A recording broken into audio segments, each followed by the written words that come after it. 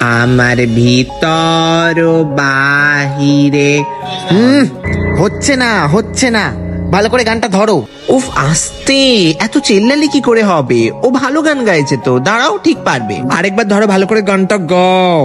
আমার ভিতর বাহিরে অন্তরে চুপ করো, কি গান করছো তুমি? গলায় কোনো সুর নেই, তুমি আমার মেয়ে হলে কি করে? আমার ভিতর বাহিরে অন্তরে অন্তরে আছো তুমি হৃদয় জুড়ে। বাহ, চমৎকার, কি অসাধারণ সুর তোমার গলায়। কিন্তু ড্যাডি, ও তো একটা কাজের মেয়ে। কাজের মেয়ের গলায় এত সুর? কিসের এত গান তোর? কিসের এত গলা থেকে গান বেরোয়? আর কোনো দিনও যেন ওই গলা থেকে গান না বেরোয়। কিন্তু মা, আমি এত ভালো গান গাই কি করে? কে আমি? কে আমার বাবা?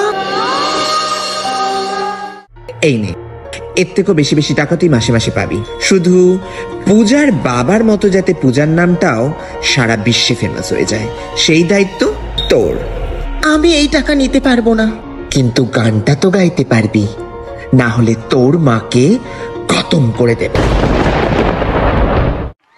আমার ভিতর বাহিরে অন্তরে অন্তরে আছো তুমি হৃদয় জুড়ে।